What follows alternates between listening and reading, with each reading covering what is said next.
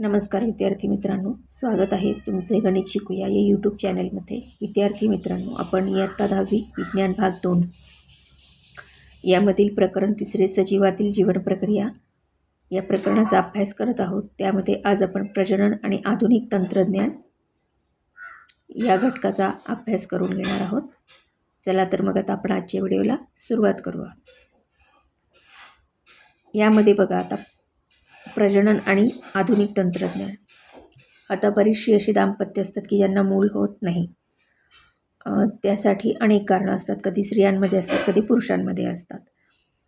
तर स्त्रियांमध्ये काय कारणं असतात तर मासिक पाळीतील अनियमितता, अंडपेशीच्या निर्मितीतील अडथळे, अंडनलिकेत अंडपेशीच्या प्रवेशात असणारे अडथळे, गर्भाशयाच्या रोपण क्षमतेतील अडथळे इत्यादी ही स्त्रियांमधील कारणं झाली।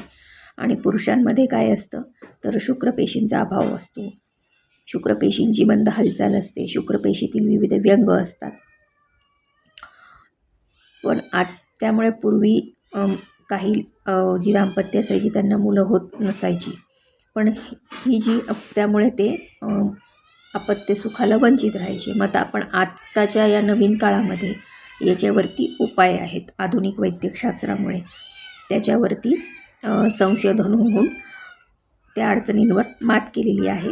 आणि त्यामध्ये IVF, भाडोत्री मातृत्व, वीर्यपेढी इत्यादी ही तंत्र वापरून आजकाल अपत्यहीन दाम्पत्यांनासुद्धा अपत्य होऊ शकतात। तर ह्या काय तंत्र आहेत त्यांचा अभ्यास आता आपण करूयात। तर त्यातली जी आहे ती IVF म्हणजे काय तर काच नलिकेतील फलन, इन विट्रो फर्टिलायझेशन। इथे ही आकृती दाखवली आहे बघा तुम्हाला। तर या तंत्रामध्ये काय करतात तर काच नलिकेमध्ये 2 युग्मकांचे फलन घडवून आणतात आणि तो तयार झालेला जो भ्रूण आहे तो योग्य वेळी दाम्पत्यातील स्त्रीच्या गर्भाशयात रोपला जातो। आणि शुक्रपेशींचे जे अल्पप्रमाण अंडपेशी अंडनलिकेमध्ये प्रवेश करण्यात असलेले जे अडथळे असतात ते ज्यांच्यामुळे अपत्य होत नाही त्यांना हे IVF तंत्रज्ञान वापरून अपत्यप्राप्ती करता येते।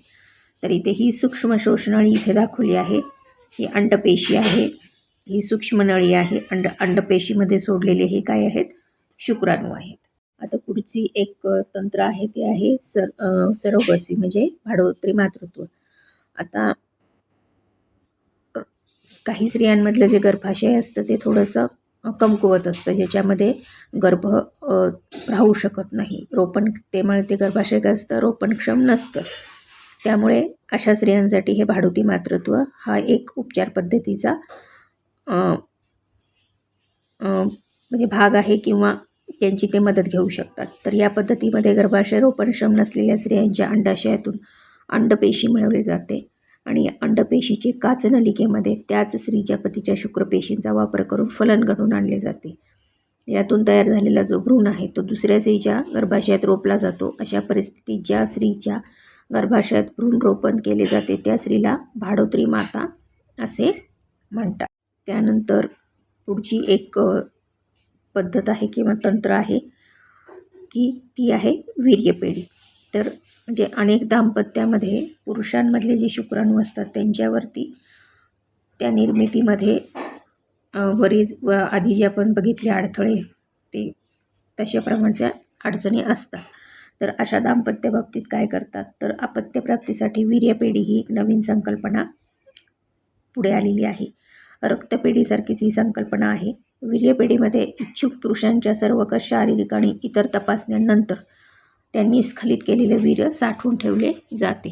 आणि गरजवंत जे दाम्पत्य असतात आणि त्यांची इच्छा जर असेल तर या रेताचा वापर करून दाम्पत्यातील स्त्रीची अंडपेशी IVF तंत्राने फलित केली जाते आणि त्यातून तयार झालेल्या भ्रूणाची संबंधित स्त्रीच्या गर्भाशयात रोपण केले जाते। कायद्यानुसार वीर्यदात्याचे नाव गुप्त ठेवले जाते।